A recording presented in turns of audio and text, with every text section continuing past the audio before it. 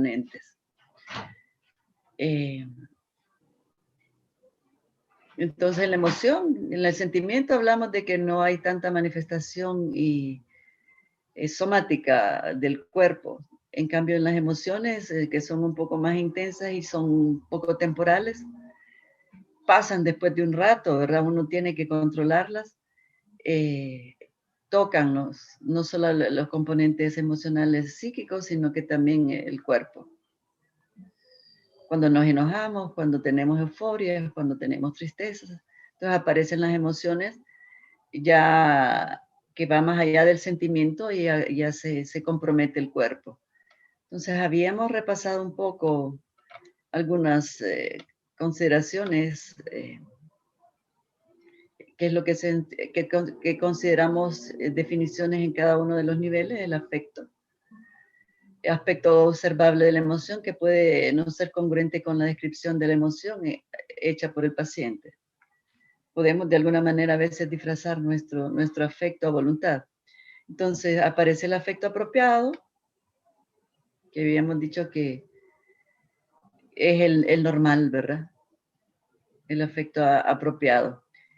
Y refiere a la conexión entre lo que se piensa y lo que se siente. Hay congruencia en la manifestación afectiva. Se siente y se piensa de igual forma. Cuando no se piensa y no se siente de igual forma, aparecen las disonancias. Las disonancias que nosotros los psicólogos conocemos como disonancias afectivas. Después aparece la definición de lo que son los afectos inapropiados y que hay distintas manifestaciones. En el 522, disarmonía entre el tono emocional y las ideas y el pensamiento y el discurso que lo acompaña. En lo que ya esto que mencionaba yo, que son las disonancias afectivas, emocionales, cognitivas. Y por ahí suelen aparecer ya las alteraciones, que una de ellas habíamos hablado, es la habilidad afectiva, los cambios de estado que son cualitativos y que son rápidos y bruscos en el tono emocional. El afecto embotado, que hay una reducción de la intensidad de la exteriorización de los sentimientos. El paciente no suele expresar con la intensidad necesaria el afecto. Hablamos del aplanamiento afectivo, en donde hay ausencia o escasez de signos de expresión afectiva, incluido el tono de la voz. El tono de la voz se vuelve monótono, muy pausado, lento. Hablábamos de la constricción del afecto, en donde hay una reducción de la intensidad del tono emocional, aunque no tan grave como el aplanamiento afectivo. A veces nosotros podemos andar con esta constricción afectiva cuando nos sentimos un poco decaídos y no tenemos muchas ganas, la gente lo asocia a la gana, ¿verdad? Pero es esa reducción de la intensidad del tono emocional. No tenemos muchas ganas, no manifestamos ni llanto ni euforia, sino que hay una reducción de la intensidad. Y después aparece lo que en el 5.3, lo que es el ánimo. El ánimo es algo más sostenido y mantenido en el tiempo, y persiste y nos acompaña. El estado de ánimo está asociado al temperamento nuestro, que el temperamento nuestro tiende a tener ciertas características y a mantenerse estable con el tiempo. Entonces, por eso dice que es la emoción mantenida y persistente que se experimenta subjetivamente y puede ser observada por los demás. Entonces, uno puede, por ejemplo, en su propio autoanálisis saber cuál es el estado de ánimo que usualmente lo acompaña. Habíamos hablado de estados de ánimo que son los normales, la manifestación normal del estado de ánimo y sus manifestaciones distorsionadas, ¿verdad? Entonces hablamos en el 531 del ánimo disfórico, que es un estado de ánimo desagradable y en donde no se corresponde el estado de ánimo a lo que es el medio ambiente, a los estímulos externos. De ahí habíamos hablado del estado de ánimo eutímico, que es el normal, ánimo dentro del rango normal, que implica la ausencia de un ánimo deprimido o elevado. Es congruente con las circunstancias. Entonces habíamos hablado de que nosotros usualmente somos eutímicos, ¿verdad? Los normales son eutímicos. De ahí aparecen los estados distorsionados de la manifestación anímica o del estado de ánimo, en donde aparece, por ejemplo, el estado de ánimo expansivo, ya como las distorsiones,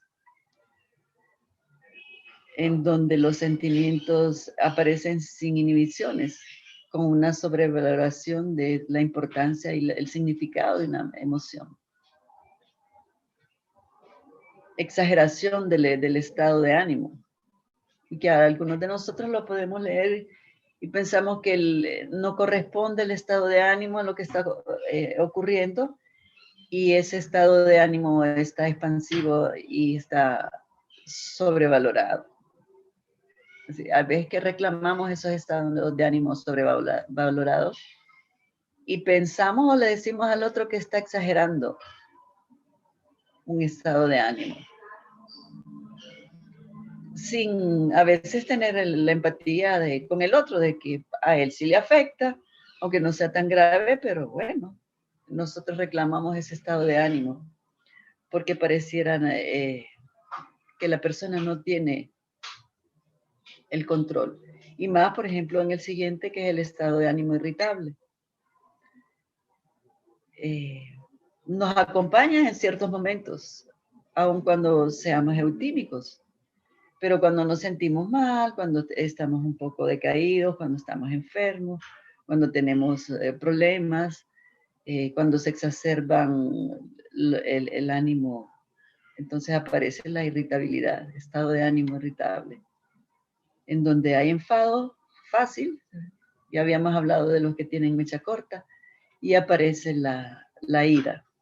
Una de las características del estado de ánimo irritable es esto, ¿verdad?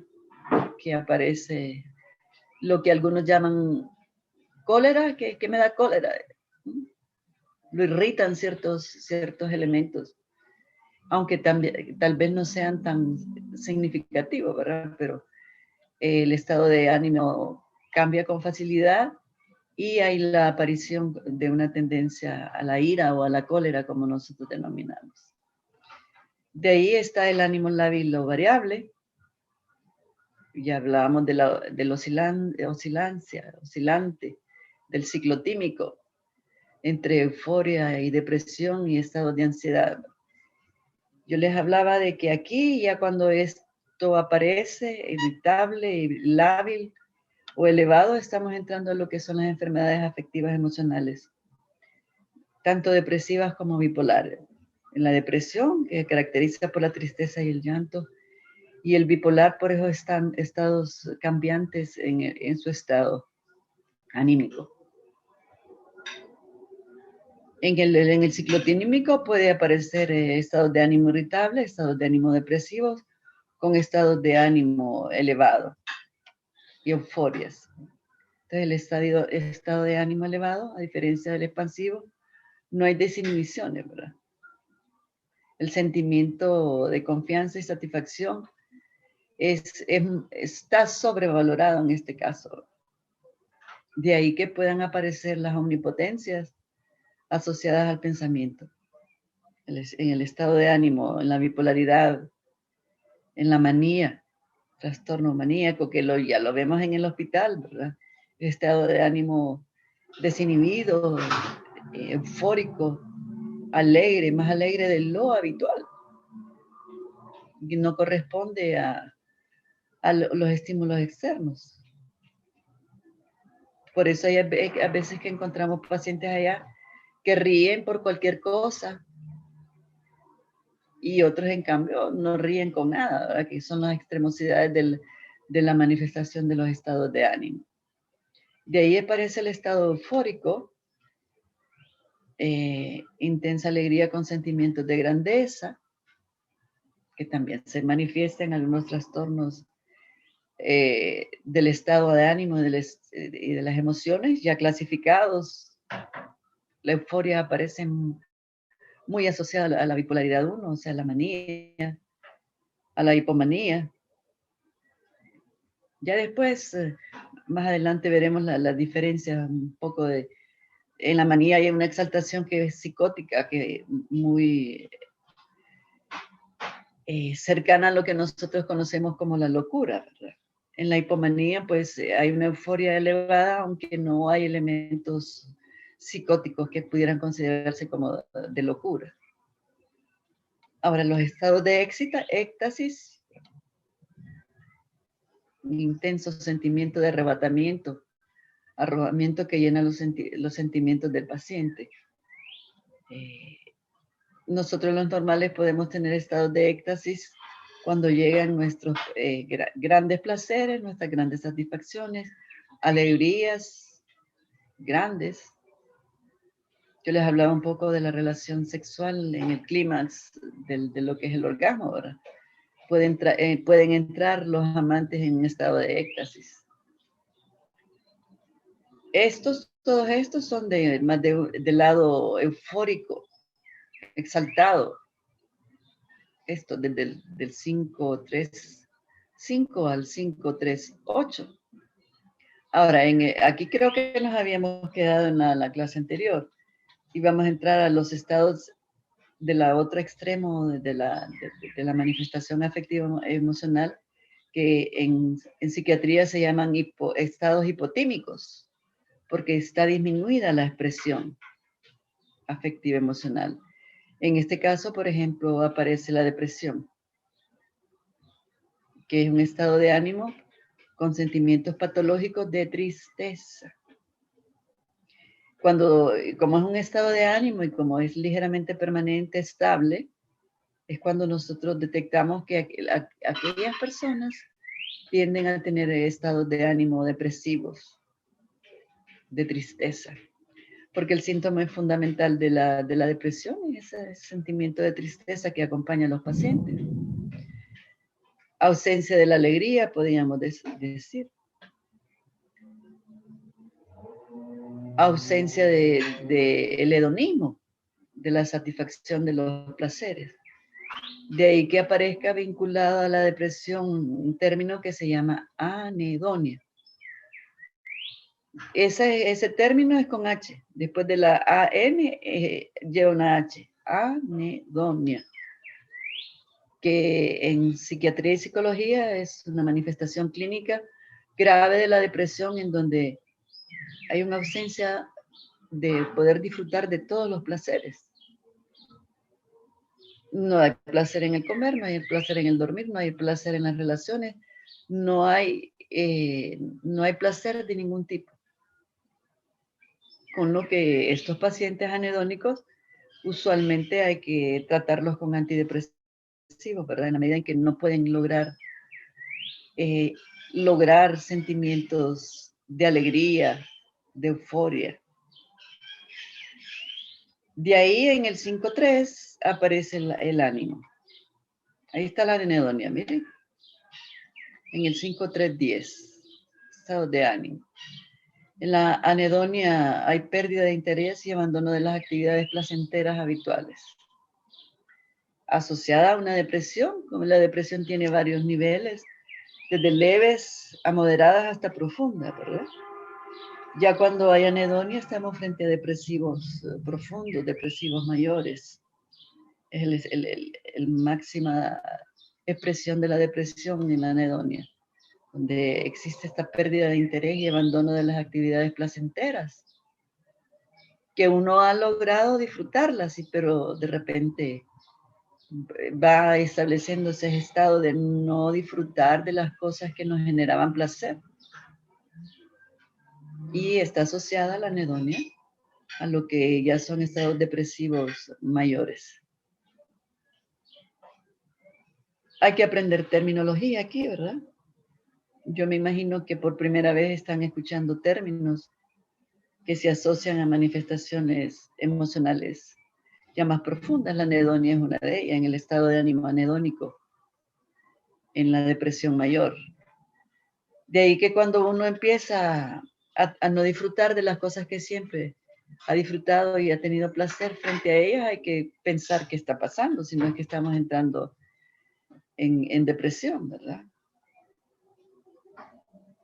El ir abandonando actividades que nos han sido placenteras, bailar, hacer deportes, nadar, caminar, salir y ver el cielo y disfrutar de la naturaleza. Cuando todas las cosas empiezan a disminuir, si han sido placenteras para las personas, hay manifestación de que está entrando en síntomas depresivos, y si progresa esa displacer, ya no disfrutar de lo que nos es placentero, entramos en anhedonias y es una manifestación de depresión, ya no leve ni moderada, sino que de depresión mayor. Anedonia. De ahí este estado de ánimo que es del duelo o luto que todos hemos tenido, porque es una manifestación depresiva debido a pérdidas reales, cuando se nos muere un familiar, cuando tenemos pérdidas económicas, cuando perdemos las mascotas, cuando nos cambiamos de hábitats, de un lugar a otro. El duelo o luto puede manifestarse de muchas formas. Por ejemplo, los niños a veces entran en duelo si los cambiamos de comunidad, porque en el barrio han hecho sus amiguitos, y de repente nos los llevamos a otro entorno, pueden entrar en un duelo, en un luto. Y no digamos cuando la pérdida obedece a los modelos de ellos. Los niños que, por ejemplo, los padres se van a divorciar, se van a quedar sin uno de ellos, de alguna manera también es pérdida real de la integración familiar, los niños que son dejados aquí por la gente que emigra. Todo eso se va a vincular a lo que se conoce como un estado de ánimo de duelo o de luto, y que también está asociado a eventos reales, ¿verdad?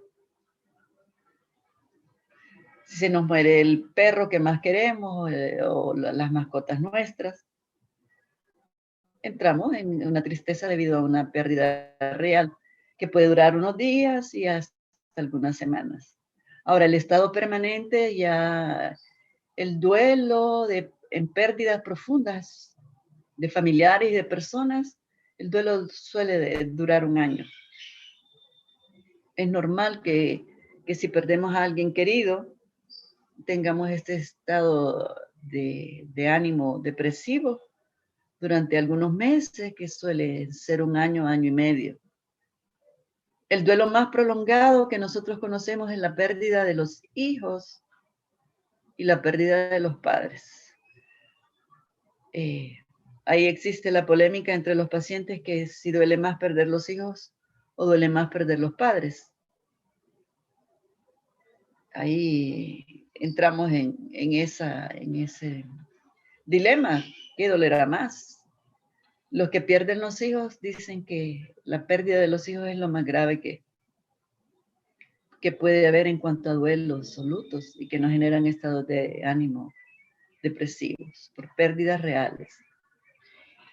Yo les decía que desafortunadamente en el mundo nosotros vamos a vernos sometidos a duelos y lutos por pérdidas, incluso de cuestiones materiales y de cuestiones abstractas. Por ejemplo, la pérdida de los privilegios nos puede generar duelo. La pérdida de la deprivación de la libertad nos puede generar duelo. Tristeza debido a una pérdida real. El aislamiento probablemente a algunos los tiene en duelo, ¿verdad? Están separados de su gente querida y no los pueden ver. Los mayores, sobre todo, que son los que tenemos que estar más protegidos, porque pareciera que en el evento de la pandemia, los jóvenes suelen tolerar con mayor resistencia lo que es el contagio del virus. Aunque la media de edad en Honduras, fíjense que está en 35 años los pacientes. Quizás porque los más grandes nos guardamos más, los jóvenes se guardan menos. De ahí aparece un estado de ánimo que se llama alexotimia. Que hay un errorcitillo, alexitimia, dice ahí, ¿verdad? Entonces, aquí hay una incapacidad o una grave dificultad para describir o reconocer las emociones. No sé cómo describirlo, no sé cómo decírselo, no sé cómo expresarlo. Las palabras no me son suficientes para decir lo que siento, para expresar mis formas emocionales o mis formas de reacción. Entonces está definida la lexitimia como esa incapacidad o dificultad para describir o reconocer las emociones o los procesos del estado de ánimo. Se puede observar en los trastornos de estrés postraumático, en donde uno le pregunta a los que han sido sometidos a esos estrés postraumáticos, asaltos,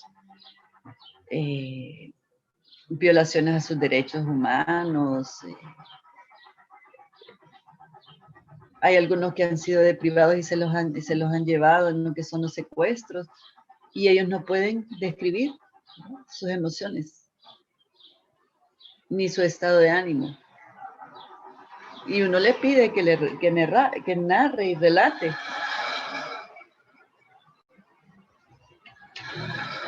¿Cómo se siente? Preguntamos nosotros, y hay veces que cuando ellos dicen que no pueden describir lo que sienten o las emociones que los acompañan, están en este estado de alexitimia. No sé si les ha pasado alguna vez.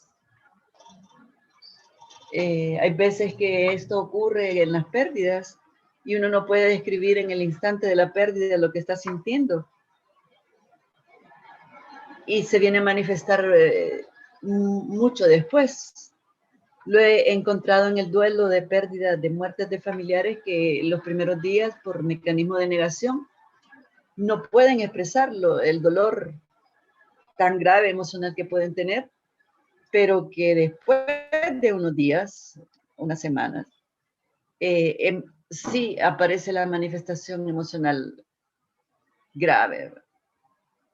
Hay algunos que incluso se mantienen durante el velatorio, todavía se mantienen con ese estado alexitímico y no pueden manifestar todo el dolor que se siente, pero por ejemplo en el momento del entierro, que ya se sabe que ahí ya no va a volver a ver nunca más a la persona, porque mientras está en el ataúd todavía ya van a verlo. Y como que por ahí está todavía.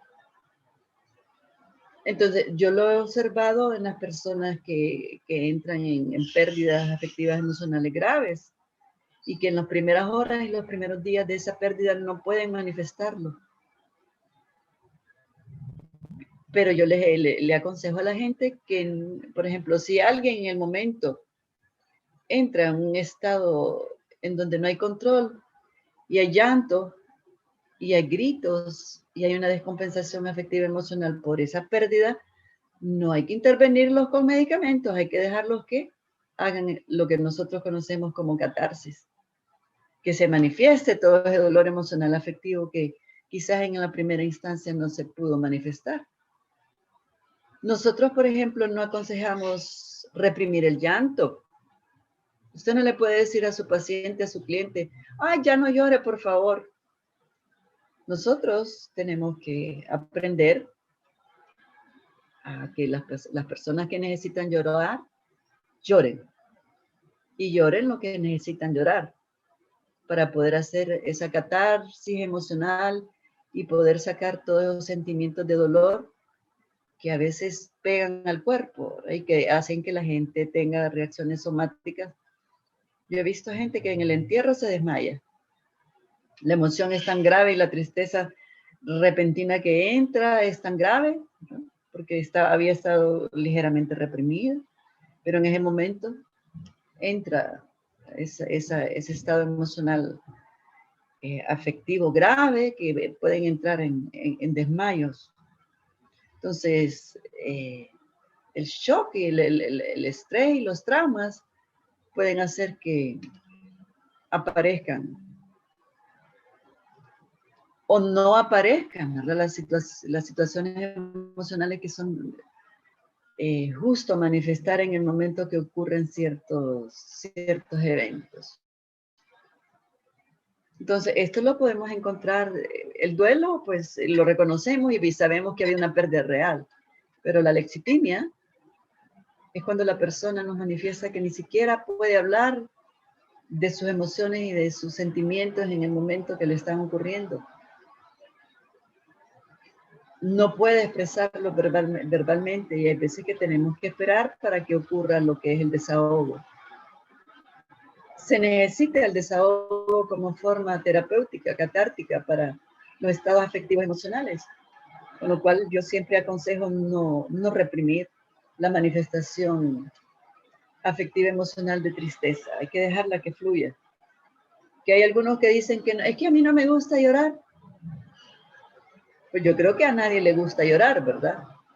No nos gusta sentir los estados emocionales afectivos negativos, pero sí hay que desahogar, hay que permitirlo. Parte de los procesos terapéuticos está en hacer catarsis que le sirvan al paciente para hacer su desahogo emocional. Luego aparece lo que es el júbilo.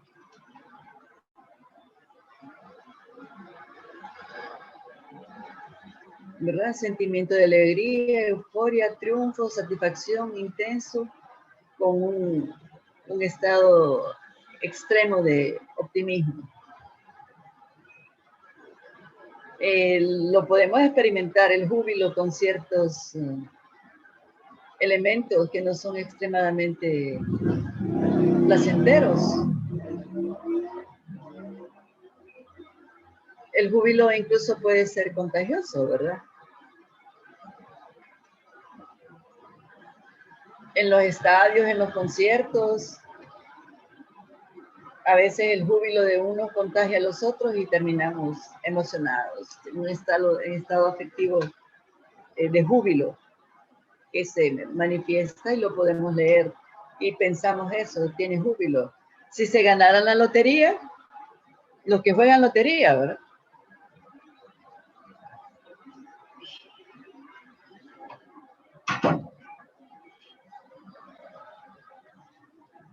Empezó una gran tormenta por aquí, por donde yo vivo, y tuve que empezar a cerrar, porque estoy cerca de unos ventanales, por la luz.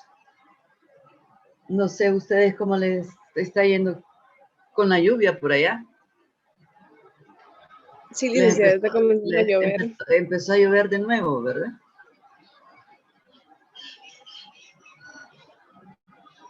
Entonces, aquí todas las manifestaciones de los estados afectivos emocionales. De ahí en el 5.4 nos está hablando de otras emociones. Ya habíamos hablado de la ansiedad, ¿verdad? En el 5.4.1 aquí. Todos de alguna forma también a veces podemos ser víctimas de la ansiedad, porque la ansiedad está vinculada al temor. Y nosotros nacemos programados con la emoción básica del temor como forma de protección frente a estímulos que pueden ser peligrosos, a la sobrevivencia y a la integridad. Todos tenemos temor. Desde que nacemos, innatamente los niños, ruidos, ciertas situaciones les pueden generar temor. O sea que el temor es una emoción primitiva. Lo que pasa es que en la medida en que entramos en contacto con el ambiente, el temor se puede exacerbar y convertirse en unos estados más profundos a nivel emocional. Y dentro de ellos, creo que yo ya les había explicado, de que el temor pasa a ser miedo, y si se profundiza pasa a ser pánico, y si sigue creciendo entramos en un estado de terror. Hay algunos que les gustan los estados estos de ansiedad y de temor y los estimulan viendo películas y situaciones de miedo, pero hay algunos de nosotros que no nos gustan los sentimientos de temor y que estos crezcan hasta convertirse en miedos. Cuando la ansiedad crece, el temor normal con el que nace programado ahí de repente primitivamente el cerebro, se exacerba y se convierte en miedos irracionales y se van convirtiendo en ciertos trastornos patológicos como las fobias. Las fobias son producto de la ansiedad, convertida ya en miedo, miedo a las cosas. Y lo peor es que en la fobia es miedo a cosas tanto concretas como abstractas que son irracionales. El miedo a todos los bichos y todos estos asuntos, a las cucarachas, a los ratones, a las arañas, a la oscuridad, todos se han convertido en miedos provocados por exposición, usualmente, que nos han expuesto y hemos tenido experiencias negativas con ellos. Un perro que de repente lo jaloneó, lo mordió, o de repente miedo a la oscuridad porque lo programaron y le metieron un discurso que en la oscuridad hay peligros. Entonces aparecen ya de una manera evolutiva. El temor natural con el que nacemos se puede convertir por exposición y por discursos externos programados en algo más profundo y convertirse en lo que se conoce como trastornos por ansiedad, en miedo. Y cuando el miedo no gobierna, ya se vuelve patológico. Nos inhibe respuestas o nos hace tener respuestas de huida en vez de afrontarlo, ¿verdad? A nadie creo que nos gustan los bichos, las cucarachas y la invasión de zompopos y hormigas y ratones. Pero, ¿qué es lo que hace el alexotímico? ¿Qué es lo que hacemos los normales? Afrontarlo, no dejarnos gobernar por el temor y no dejarlo que se convierta en algo más profundo como miedos o pánicos o terrores. Entonces, en principio, la ansiedad es un sentimiento de aprensión, de temor, que produce la anticipación de algo que puede pensarse como peligroso. Un peligro interno o externo, por ejemplo, en lo que se conoce como trastorno de ansiedad generalizado en psicopatología. Los pacientes no saben a qué es lo que le tienen miedo, pero tienen la sensación, el sentimiento y la percepción de que algo hay de peligro en el entorno, en sus vidas. Y ahí hay que descubrir qué es. Pero nosotros, pues la ciencia nos ha dicho que el trastorno de ansiedad, en donde el paciente no puede decir a qué es lo que le tiene miedo, usualmente está vinculado a miedo y temor al futuro, a lo que pueda ocurrir mañana o pasado, mañana o el otro mes o el fin de año o el otro año. Cuando la persona no logra localizar y focalizar de dónde proviene y cuál es el origen de sus miedos. Y este trastorno de ansiedad generalizado es bastante común y frecuente en las clínicas. Y en las entrevistas con el terapeuta, es el terapeuta el que va viendo que el miedo ahí, que no se puede expresar y que no puede focalizar el paciente, obedece a temores al futuro. Y que se han exacerbado y se han convertido en miedos a situaciones abstractas, porque el futuro nadie lo conoce. A ciencia cierta, nadie conoce lo que va a ocurrir al futuro. Entonces, cuando se exacerba este temor y se convierte en miedo y que no se sabe exactamente a qué atribuirlo, pero se tienen las reacciones de miedo y reacciones fisiológicas incluidas, el diagnóstico va por ahí, por un trastorno de ansiedad generalizado. Pero hay trastornos de ansiedad fóbicos, existe la agarofobia, los miedos sociales hacia la gente. Entonces hay distintas formas de manifestación de la ansiedad convertida ya en algo más profundo. Entonces, estas sensaciones interpretadas como peligrosas, que pueden ser hasta irracionales, pueden provenir de lo interno o de lo externo. Y tiene una vinculación, una correlación con las ideas, con el pensamiento catastrófico. y una correlación con el sistema nervioso central, ¿verdad? Que dispara, en las ansiedades se dispara la fisiología, el parasimpático, a reacciones psicofisiológicas, en el miedo, en el pánico. En pánico yo he visto correr a la gente. En situación de pánico le da el pánico. Ahora, cuando eso se profundiza a veces en el estado de terror, la gente se paraliza. No tiene reacción frente a la magnitud del miedo que se les presenta de repente. Si tuviéramos encuentros cercanos con otros seres, de los extraterrestres que hablan algunos, ¿verdad? Saber qué nos pasaría si de repente lo tenemos enfrente. Porque también los estímulos desconocidos y no familiares pueden ser fuente de exacerbación de los temores,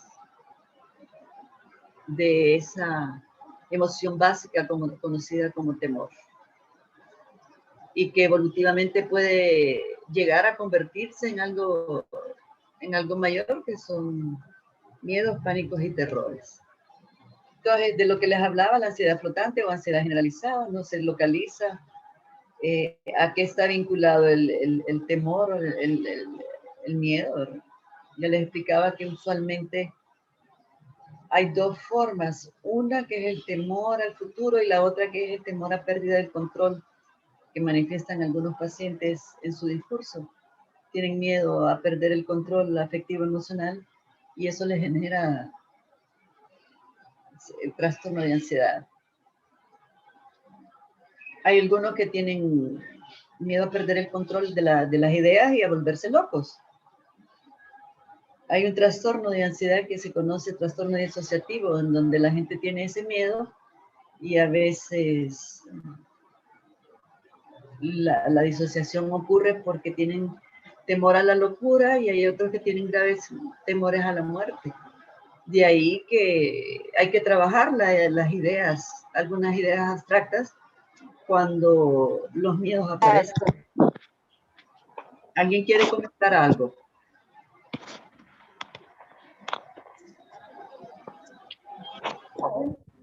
Cuando estén en la clase de psicología normal, van a volver a retomarse todos estos miedos porque nosotros tenemos que aprender a diagnosticar los trastornos afectivos, emocionales, incluyendo las ansiedades y las depresiones y los trastornos bipolares, que son la gran llave de los trastornos afectivos emocionales. Entonces les hablaba, ¿verdad?, del temor y que el temor se puede convertir en miedos reales, y que la persona tiene conciencia del miedo, pero también pueden haber miedos a peligros que no son racionales y que son inconscientes a la persona y que los inmovilizan, que no los dejan actuar. El miedo nos baja las defensas. Ahí están los virólogos y todos los médicos hablando de que no debemos dejarnos invadir por los miedos porque bajan las defensas fisiológicas, y la defensa, la bajada de las defensas nos hace propenso a todo tipo de enfermedades. A todo tipo de enfermedades. La hipocondriasis, ¿qué creen que es? ¿Quién ha oído hablar de la hipocondriasis? ¿Quién sabe lo que es la hipocondriasis? ¿No? Pues déjenme contarles que la hipocondriasis no es la de inventarse enfermedades. Pero fíjese que antes de inventárselas, lo que aparece es el miedo a contraerlas. La hipocondriasis está definida como esa tendencia errónea de las emociones y de la ideación a contraer enfermedades. De ahí que ellos pasen evadiendo el tener contacto con personas que están enfermas. Yo conozco varios hipocondríacos. No pueden escuchar de alguna enfermedad porque ellos creen que ya la tienen encima, aunque se les va a pegar. No se acercan a las personas que están enfermas, no visitan enfermos, no van a los hospitales ni a las clínicas, por un miedo irracional a que cualquier enfermedad, y a veces es así irrisorio, irracional, porque hay enfermedades que ni siquiera se pueden contaminar, entrar en contacto, al entrar en contacto con las personas. Pero no pueden escuchar de cierta enfermedad porque empiezan a tener ideación sobre aquella enfermedad, y hay algunos que a veces sienten síntomas y allá van a dar al doctor y no tienen nada, ¿verdad? Por eso los médicos, a toda la gente que padece trastorno hipocondríaco, lo que hace es remitirnoslo a nosotros, los psicólogos, porque ¿quién creen que tratan los miedos? Irracionales sobre todo. Y los miedos conscientes también, en las fobias el paciente está consciente de que tienen miedo a algo irracional.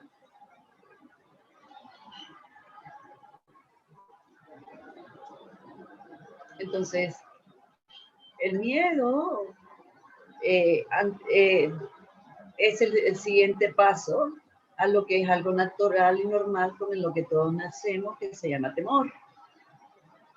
Y que es una señal de alarma para que nos previene de asuntos peligrosos en el entorno. Pero cuando se exacerba, se convierte ya en un trastorno del estado de ánimo y del afecto. De ahí aparecen otros, en lo que él denomina otros trastornos, en lo que es la tensión emocional, en donde hay aumento de la actividad psíquica mental que resulta desagradable.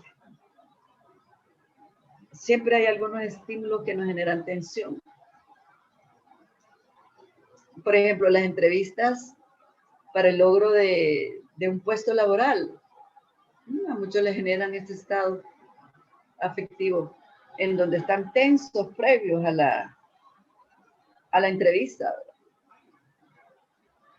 Hay tensión en los estudiantes previo a la evaluación.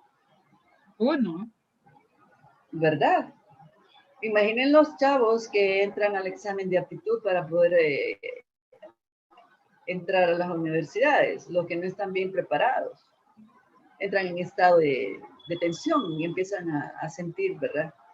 Ese aumento de la actividad psíquica y que resulta también en una ligera hiperactividad motora y que le resulta desagradable a la persona.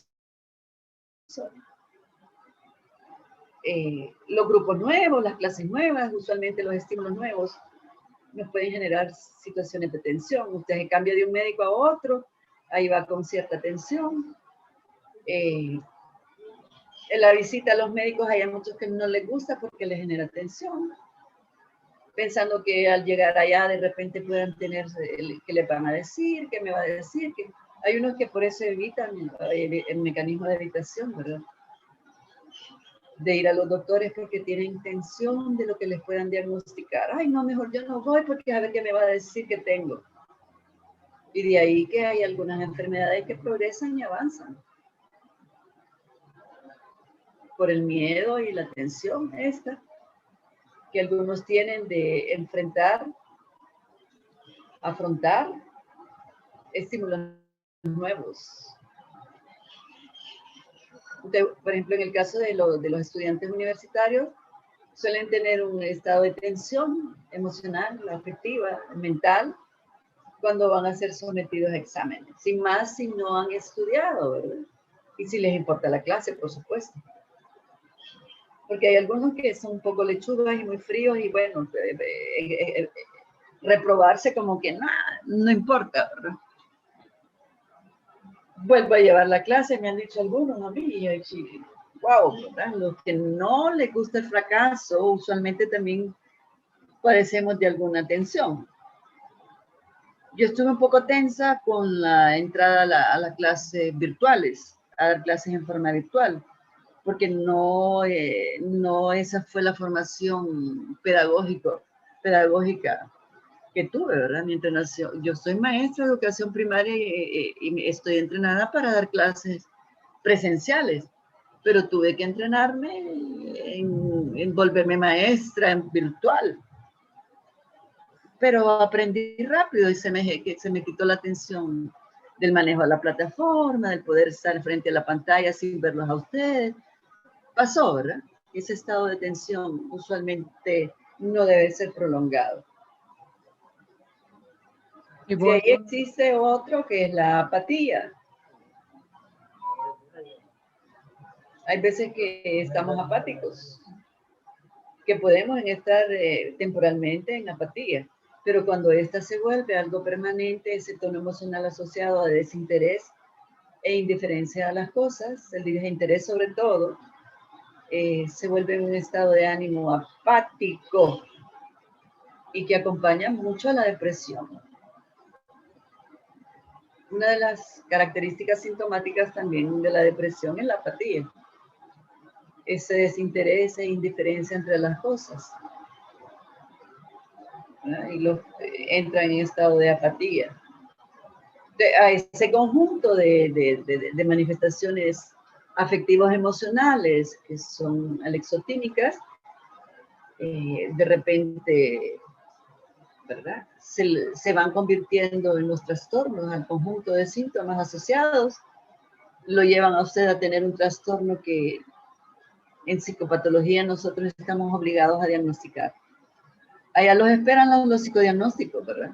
En donde se tiene que hacer la lectura de todos los sintomatologías y las disfuncionalidades, tanto del primer cerebro como del segundo cerebro, para aprender a hacer psicodiagnóstico por manifestaciones conductuales disfuncionales.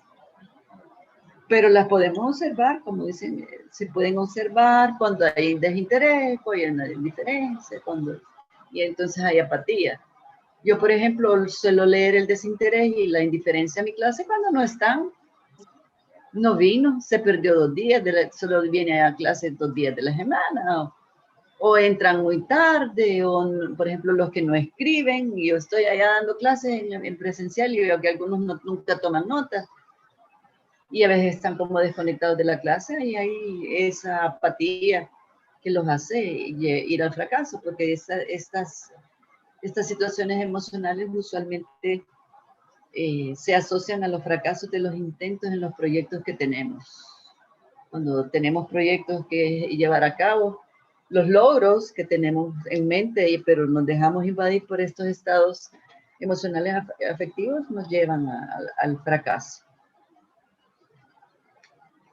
De ahí en la 5.4 dice, aparecen otras emociones explicadas aquí. La ambivalencia. Coexisten en el mismo sujeto los dos impulsos contrapuestos, hacia la misma persona o hacia la misma cosa. Todos también podemos ser víctimas de ambivalencia frente a ciertos estímulos, frente a ciertas personas, frente a ciertas circunstancias, que se definirá la ambivalencia después de un tiempo. Si la aceptamos o no aceptamos a la circunstancia, al evento, al estímulo, a la persona. Hay veces que de entrada no sabemos qué sentir, si atracción o rechazo por algo o por alguien. Cuando de repente estamos comprometidos afectiva y emocionalmente con las personas y nos fallan, podemos estar en estados de ambivalencia, de aceptación y rechazo. He visto mucha ambivalencia cuando las parejas se fallan las unas a las otras. Falla alguien dentro de la relación de pareja. Y el que estaba idealizado, de repente se empiezan a ver los defectos del carácter y empieza la ambivalencia entre el odio y el amor a veces. Ya no sé si te quiero o te odio. Hemos entrado en una ambivalencia bastante fuerte. No sé si me gusta o no me gusta, si me atrae o no me atrae. Entonces, esa coexistencia en una persona de dos impulsos opuestos hacia una misma cosa, circunstancias o personas. Creo que todos hemos sido víctimas de ambivalencia. Yo cuando me fui a estudiar a los Estados Unidos, había muchas cosas de su cultura que a mí me atraen muchísimo, pero hay un montón de cosas de su cultura que yo las rechazo profundamente y por eso no me quedé a vivir con ellos, porque yo tuve la propuesta de quedarme a vivir en Estados Unidos. hay mucho allá que atrae. La modernidad, las cuestiones culturales, la limpieza de su cultura, pero hay otro montón de cosas ahí internas como el racismo y que los extranjeros ahí siempre seremos extraños, que de repente uno no acepta, entonces entra en estados de ambivalencia. Mi primer año ahí fue terrible, porque habían cosas que aceptaba muy fácilmente y me atraían, pero en el momento que aparecían las cosas que son objeto de mi rechazo, me quería venir. Ya de inmediato ya me voy para mi casa, para mi país, en donde aquí no existe el racismo tan marcado, por ejemplo, no existe. Nosotros convivimos con los otros bien tranquilamente, aceptamos los chinos, los gringos, los negros que son nuestros, y convivimos. Allá la cosa es ligeramente distinta, está bien marcada el racismo. Aunque dentro de esos factores culturales ahí hay unas maravillas.